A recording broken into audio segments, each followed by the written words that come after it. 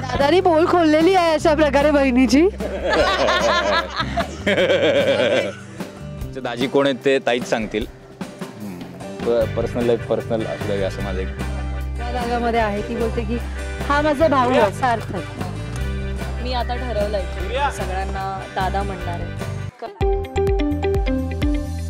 अभिषेक दादा बिझी आहेत, केदार दादांसोबत बोलताय, आपण त्यांना डिस्टर्ब करूया थोडं. अभिषेक दादा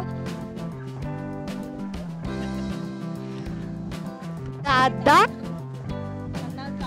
हो ताईंचा विषय गंभीर आहे.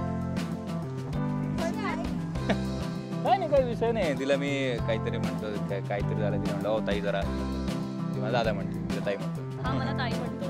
आणि तेव्हापासून मी असं अग्रेसिव्ह निर्णय घेतलाय की मी इंडस्ट्रीमध्ये सगळ्यांना दादा म्हणणार आहे. स्पेशली हा खूप उत्तम निर्णय आहे तुझा. अभिनंदन या निर्णयासाठी आणि खूप फायदा होईल तुला करिअर.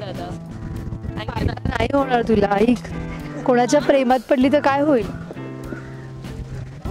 अरे हो बघू मग आता. लाईफ पार्टनर या इंडस्ट्री मधला नसेल असं आम्ही जाहीर करावं. नाही प्लीज नो कमेंट्स. मला यावर काही बोलायचं. दादानी पोल खोललेली आहे अशा प्रकारे बहिणीची.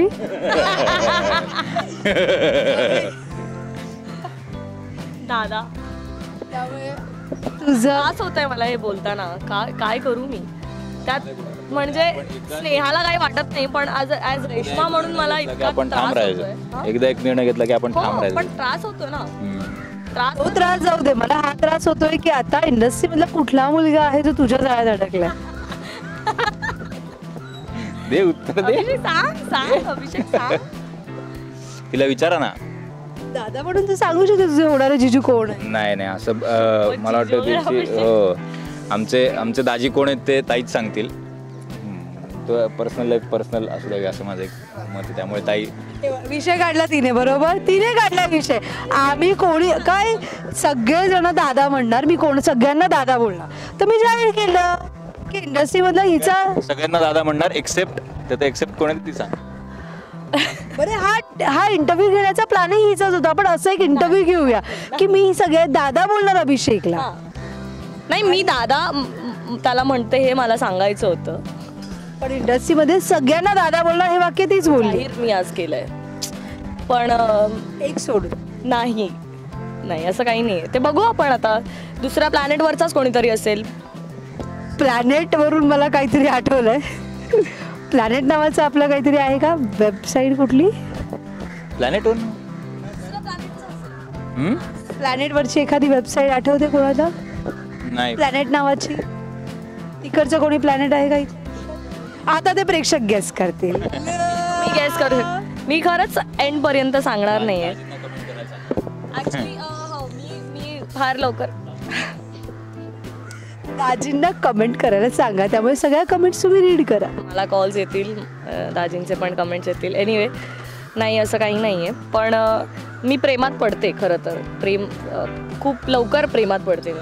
आणि फक्त फिक्शनल माणसांच्या प्रेमात पडते. Fictional boys. I like fictional boys. हे काय ते पहिल्यांदा नवीन ऐकलं ना आपण. फिक्शनल बॉईज म्हणजे काय. आता ते ताईंना विचारा जरा एलॅबोरेट करा म्हणा. फिक्शनल बॉईज का असतात. फिक्शनल हो फिक्शनल म्हणजे माईक काढू नका तिच्याकडनं. ताई खूप छान ज्ञानाचे मोती पाजळत आहेत.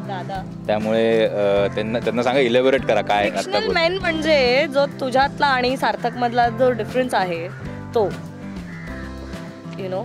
सो स्टार प्रवाहाचे जे पण मेल लीड्स आहेत त्यांचे जे डिझायनिंग आहे कॅरेक्टरचं ते आहेत फिक्शनल मॅन. किंवा आपण जे वेब सिरीज बघतो मूवीज बघतो ते आहेत फिक्शनल मॅन. त्यांच्या प्रेमात मी पडते जे एक्झिस्टच नाही करत.